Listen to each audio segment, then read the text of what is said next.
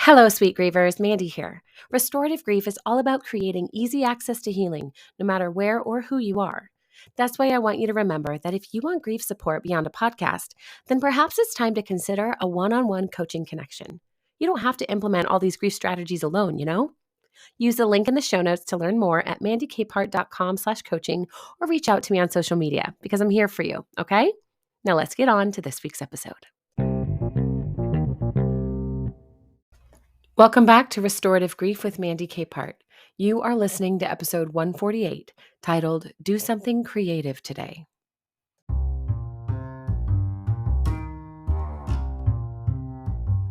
Well, my friends, this is the fourth attempt I've made at writing today's episode. Why? Because today is my mom's 62nd birthday. And frankly, it's not fair that we're celebrating it here without her.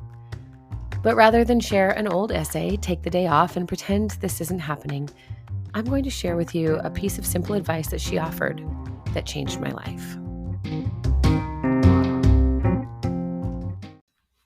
When life was too heavy for me as a kid and a teenager, my mom would push me towards something creative. It didn't matter the medium. It could have been music, sports, cooking, reading, writing, going for a walk, and daydreaming.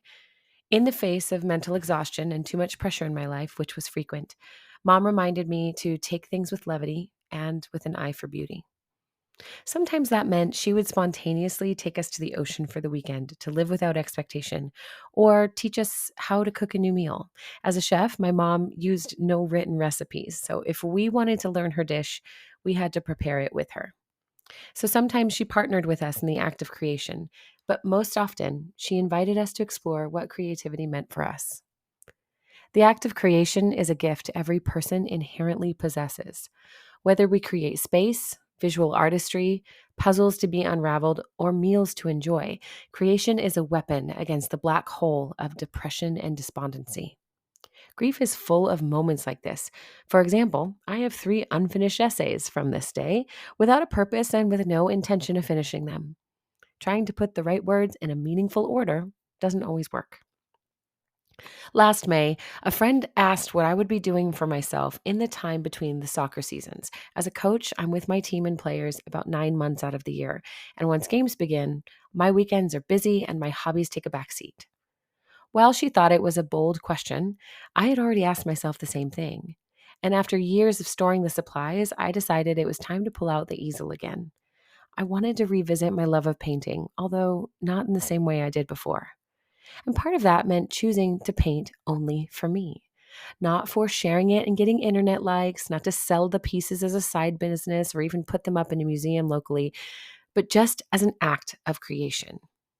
When my friend lovingly asked me how I would ensure I wasn't adding painting as another income stream, I quickly told her, "Oh, that's easy. You just repaint the canvas white." Her horrified look embodied the sentiment so many of us have toward creativity.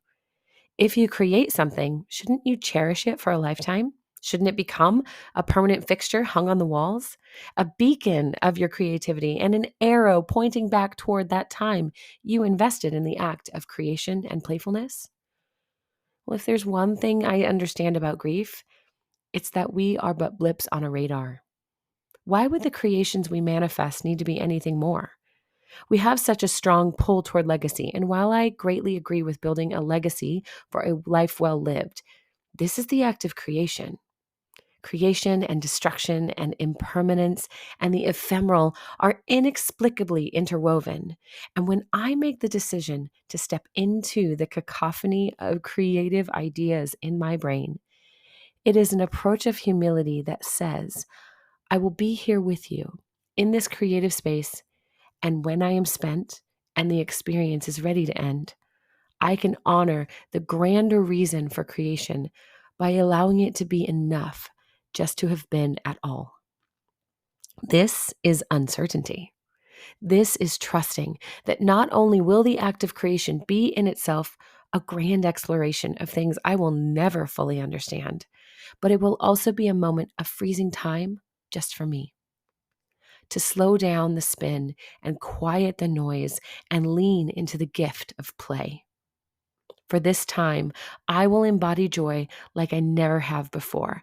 And when it feels right, I will step back and appreciate the depths with which I explored the universe through my own little lens on my own blank canvas. Creativity is an act of defiance against the status quo, against the addiction to certainty. Creativity confesses that something is not right, but perhaps I can make it feel a little bit more like belonging anyway. My mom never explicitly said to me, "Go do something creative today," but it is still one of my favorite lessons from her. She embodied the pursuit of a life lived creatively, pivoting when necessary, building grand celebrations for the smallest moments, and inviting us to witness and partner with her in creating a life worth living. So, Mom, I can accept that you're gone because you're not. Your legacy remains, no matter how many hard moments I experience or difficult memories I have to work through. And on this day, I hope in a lot of things. May every one of those hopes be an act of defiance, of rebellion, of creation, and of life.